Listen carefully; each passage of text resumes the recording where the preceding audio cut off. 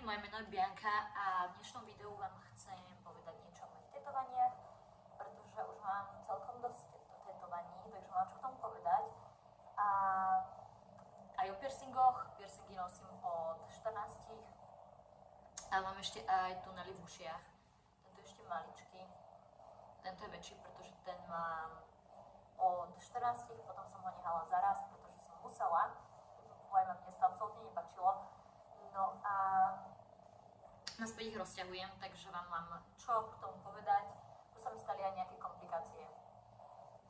Takže môžeme začať.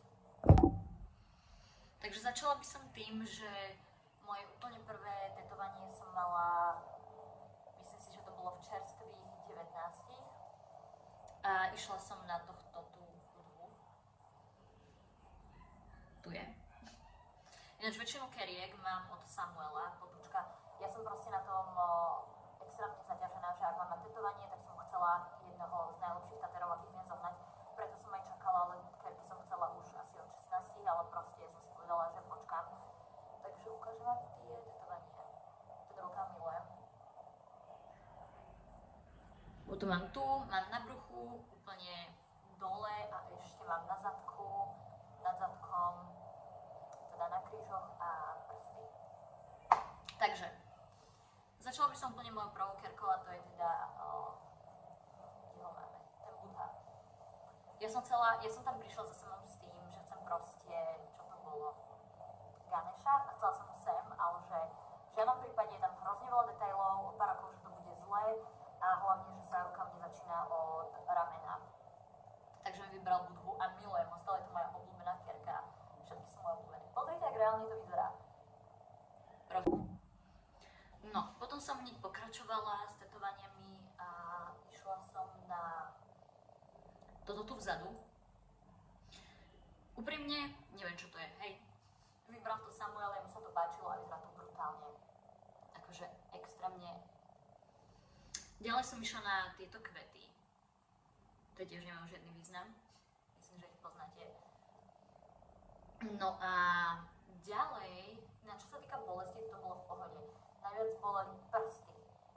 Krk tiež celkom bolel, ale prsty sú, že extra. Mňa tam držala jedna baba. Ja som to nedávala. Hlavne záleží, až rovno na to napojím, ako vám tie prsty robia, pretože aby vám to proste nepovypadávalo, mne to vypadlo minimálne, tak sa to musí úplne, že, jak mi to vysvetloval, proste to razom úplne, že vtetovať a dosť silno, ale neviem presne, aká je to technika. Niečo takéto si pamätám. No a áno, takže prsty bolia extrémne. Ďalej som išla na krk, áno, si pamätám, že prvú som mala túto strednú, takže to vyzeralo smiešne, lebo som proste mala len tento stredný, nič iné som nemala. Ďalej som išla na, ak si tam všimnete, má tam také rôzne vecičky okolo krku, vzory. Ďalej som išla na túto tu, na OM a chcela som proste vyplniť ten priestor. Takže to bol hlavný ten dôvod, že som chcela vyplniť priestor. Samozrejme má čakry po celom tele alebo prepojené, takže preto som si tam dala. A potom, keď som bola tehotná, ale ešte som o tom nevedela, lebo som bola tehotná len pár týždňov, som si dala vytetovať Indigo Child. Ak neviete, čo sú indigové deti, tak ja som indigo, dokonca aj Willow Smith je indigo, ona má tu moju celú pesničku, preto mám vytetovanú. Nie je dokončená, už som to fakt, že nedávala, ale milujem ju, aj keď je taká nedokončená. Ďalej som išla na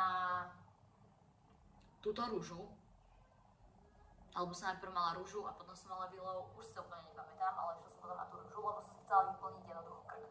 Asi pamätám, že som sa malo vravila, že už som si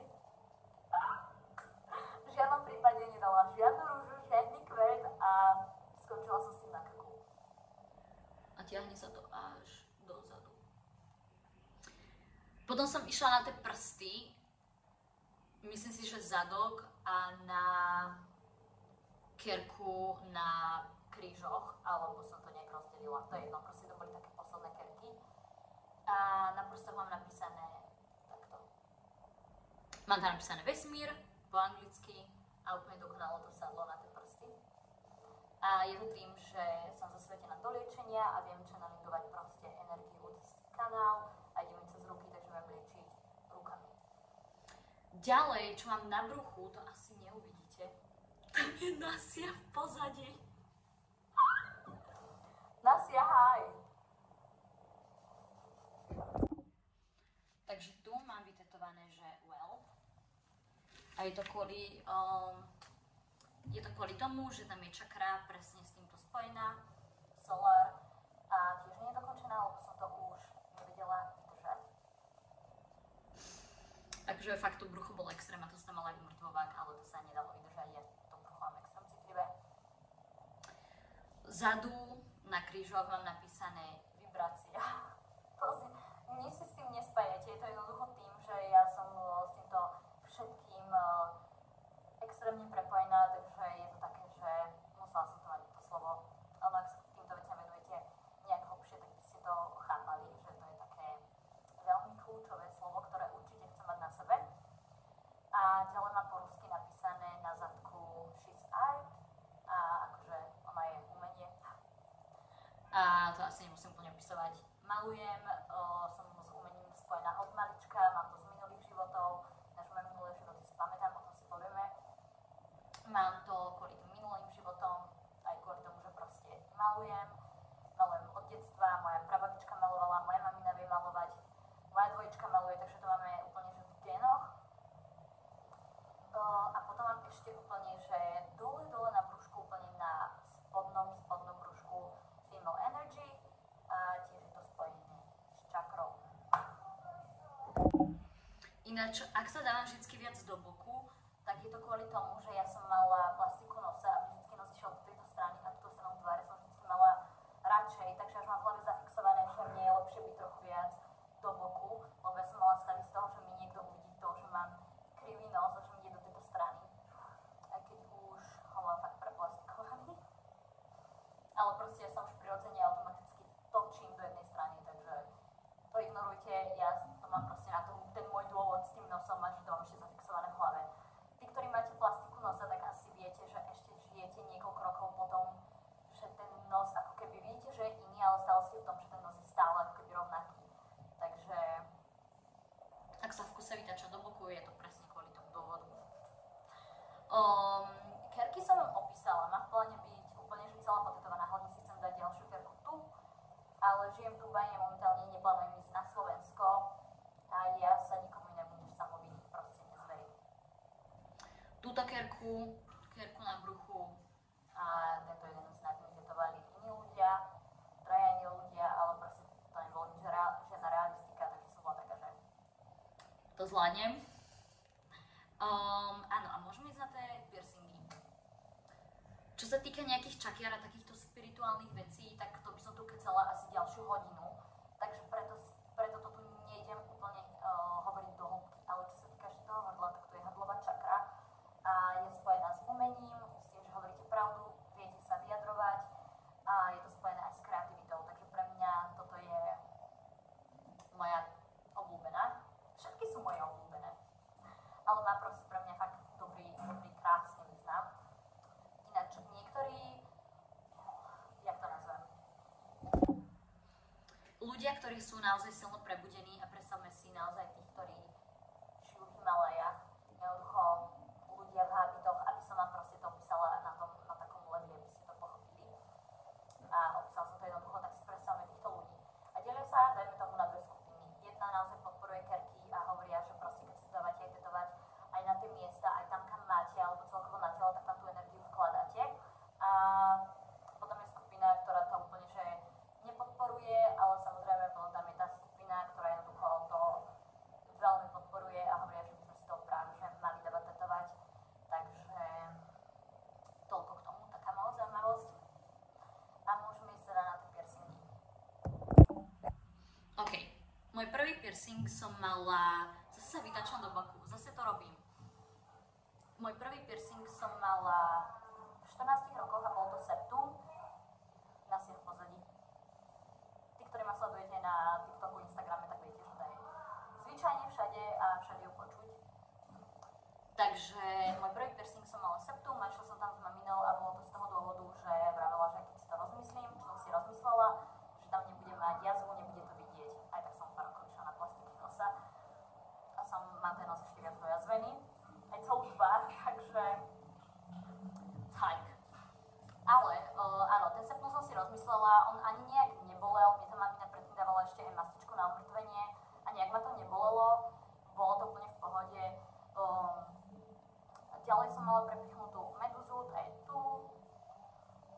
prepichnutú od strednej, potom som to vytiahla, prepichla a toto som robila asi ďalších 8 rokov. A dokonca som mala aj nedávno, ale vytiahla som ju asi pred 4 mesiacmi a nosila som taký krúžok. Už ma to omrzelo, ako asi každý piercing. Musela som ísť utišiť na siu. Takže som skončila pri tej medúze. Takže tú medúzu som si vytiahla a chcem ju naspäť. Chcem ten krúžok naspäť, ale neviem ho nájsť, takže musím to ísť dať znovu, prepichnúť a kúpiť si na novo krúžok. Ale ja som taká, že ak to nemôžem mať v tú sekundu, tak proste radšej kašľam na to. Ale už keď pôjdem asi okolo nejakého piercerstva, tak si to rovno tam ťuhnem. Áno. Ďalej, prepichnuté bradavky, tie mám už asi od 18 alebo 17, úplne si to nepamätám. A jak som otehotnela, tí, ktorí neviete, tak mám dceru. Tak ako som otehotnela, som si ich samozrejme vytiahla, mne sa extrémne zväčšili prsia, ja teraz žiadne nemám. A extrémne sa mi zväčšili prsia, takže som potrebovala si ich vytiahnuť a pokojne som si ich dala prepichnúť zasa. Čo sa týka piercingov v bradavkách, tak niekoho telo to príjma veľmi dobre, niekoho to príjme fajn, ale potom sa mi vytvoria také guličky popri tých otvoroch a to tiež nie je úplne že najlepšie. Ja vďaka Pánu Bohu som nemala nikdy žiadny problém, ani tieto guličky. Dokonca som ani nemala nikdy žiadne hnisanie. Čo sa týka bolesti, tak prvýkrát mi to prepicholo viac cez to okolie presne toho stredu bradavky, takže ma to bolelo tak 20 z 10. To bolelo extrémne ma to bolelo. A ďalší krát, keď sa dalo prepichnúť, to som išla dokonca počas menštruácie, tak ma to bolelo takže 2 z 10. Bolelo ma to minimálne. A čo sa týka prepichu, tak vám odporúčam ísť, musím jedno svetlo.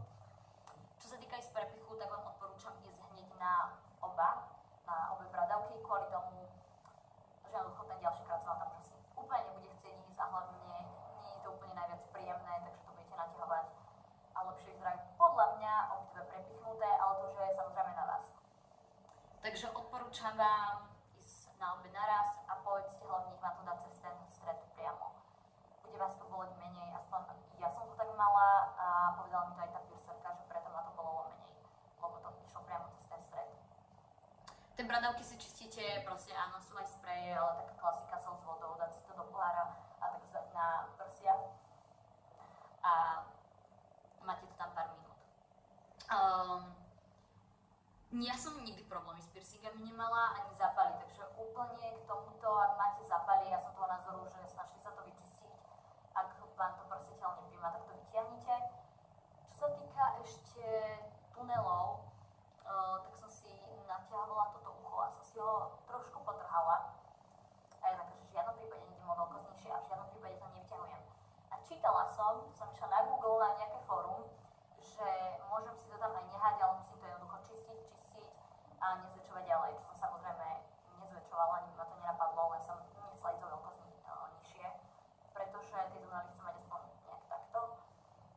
Takže v žiadnom prípade, ja som nedočkavý človek a v žiadnom prípade to neprestanem proste rozťahovať. Takže som tam nehala, čistila som to asi 3-krát denne s vodou a solou a je to úplne v pohode, proste už som ho aj zväčšila vtedy. Takže to je úplne v pohode, tento malý tiež ide dobre, mohla by som pokračovať v zväčšovaní.